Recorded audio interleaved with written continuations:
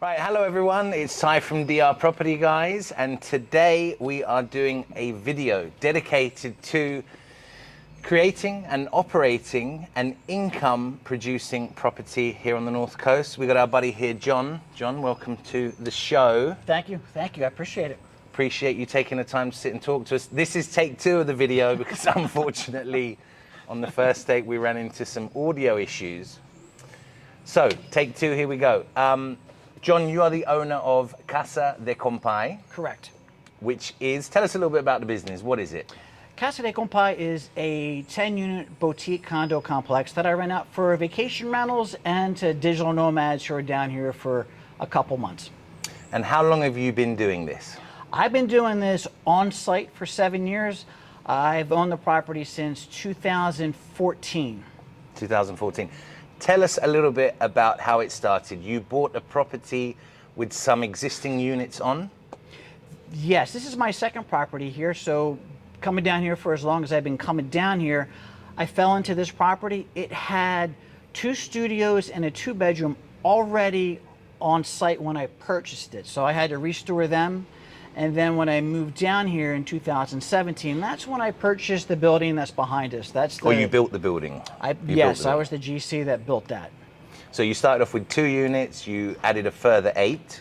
Correct. So you're up to 10. And it's been like that since 2017? Yes. Right. At the moment, the building is fully occupied, so we're unable to actually get into any of the units to show you what they look like. But thankfully, John has some footage which we're taking from his adverts and commercials that will show you, and I'll run over the top as we speak.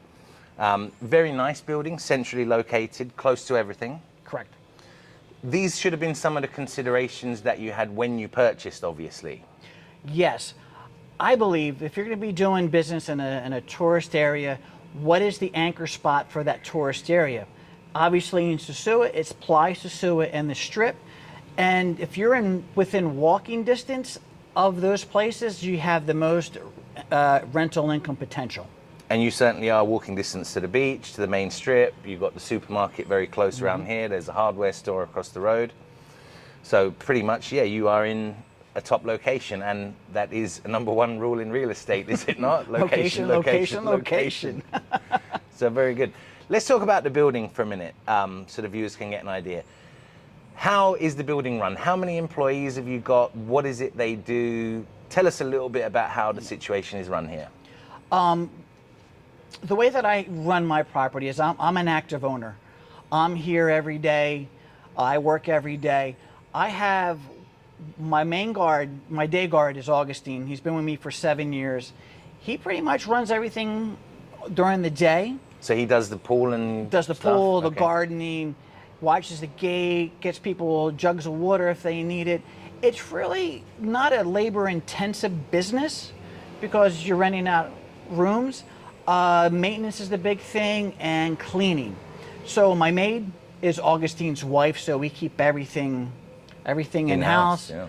Night guard is a contractor, Black Wolf, who I hire to do my night security.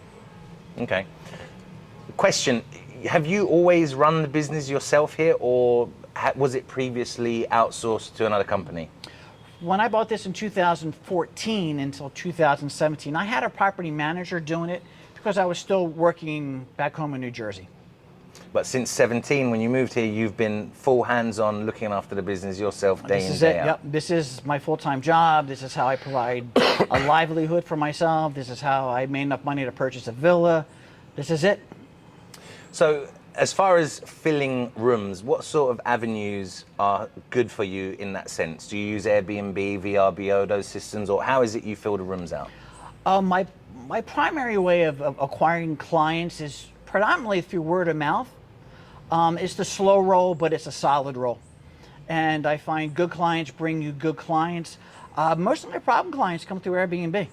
Problem ones? Yes. Okay. I just stopped VRBO the other day. I closed out all my my accounts there. My goal is in 2024 to do the same thing with Airbnb. But if you have one unit, you're renting own one condo, Airbnb is the way to go because it gets the exposure you need. Okay. Just so the viewers have some context, so let's go back a little bit. You general contracted out the 8 units or 6 units there plus the other 2. How long did that take, start to finish, building out what would have been the second phase? Well, phase 2, which is all the 1 bedrooms, we started that the day after Easter in 2017, and I had my first client check in December 21st of 2017. So it went quick, but my contractor, he had enough staff on site. He had good electricians, good plumbers, but I was also here every day because I'm a real estate guy. I bought my first property at 20 and restored that, and I've been doing properties ever since. So you got to be hands-on here. You can't let somebody else build anything for you or run your business because you're going to run into trouble. And I think that is essentially a massive part of your success here. You are hands-on. You know, you're not managing this from a distance. You went through the whole building process. You're here on a daily basis. And I think, especially for the specifics of this video, this is what I want a lot of people to understand. Do not think that you're able to run a building like this with 10 units while you're in Europe or while you're in the States. I'm not saying there aren't good property managers here, because there are, but it certainly is not the same, the returns you'll get being here versus being absent. Absolutely. Perfectly said. When you have this kind of investment, you want to watch your investment. You want to be here. And if you're going to make an investment in the Caribbean, why would you not want to be in the Caribbean? Exactly. It's a great lifestyle. I'm very thankful that I'm able to do what I want to do where I want to do it.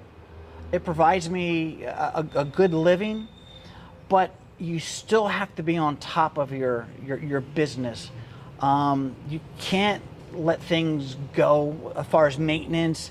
You got to make sure your employees are doing the right thing. It's really hands-on. Yeah, well, I mean, it is a job, and you know, as a job, you have to put the time in order to get, you know, the returns. That's pretty standard. And if you don't have the returns, you won't be able to do your maintenance, which means you're going to start charging less for your rooms, which means you're not going to do more maintenance, which means your income's going to be less. You know, I need to do between 20 and 25% occupancy rate just to pay my bills. That's an important point. So your break even is around 25%. Yes, to cover my overhead, yes. And that's, you know, industry standard, I'd say, is around 30%. So obviously there's, you must know how to keep it, you know, in line with the standard. Well, that 5% I save is me. Right. So I'm not paying a property manager. When I had a property manager, he would make X amount of dollars a month, plus he would get 15% on a short-term rental and 10% on a long-term rental. Now you times that by 10. Yeah. Then if it goes through Airbnb, I'm not paying another 3% on top of that. That's really, and that's coming off the top. That's profit. Yeah. You know, so you really, really want to, you know, like any other business, you want to cut back on your overhead. Well, it's making sense for you to do all these things. One other question. Obviously now it's been 7 years since, or 6 or 7 years since the property has been completed. And I asked you this on the first version of the video. If you could go back in time and do the same thing over or not do it, what would you do? And the same answer as first time. The only true regret I have is that I wasn't able financially to do it sooner in my life. I think that's a great answer. And I think at this point, let's talk about your YouTube channels. You've obviously got the website for Casa de Compai condominiums. Yes, www.casadecompai.com. And there's a YouTube channel associated with that? Correct. And your second channel, which is something you've started recently, is called? Compai's Expat Channel. And on that channel, I talk about buying real estate down here. I talk about how to understand working and navigating in the expat community, the trials and tribulations, things that we had to learn either from our friends that we trusted or on our own. So I'm trying to bridge that gap. So I recommend you go over to his channel and subscribe to it also, because he does have some good tips on that. Thank you. And I think at this point, all I can do is say thank you for your time once again. Thank you. It's been a pleasure chatting with you. And Pleasure's mine. Thanks for being here. You guys out there, if you've enjoyed this video and haven't done so already, please do us a huge favor and hit that like, share, and subscribe button. And we'll see you on the next one.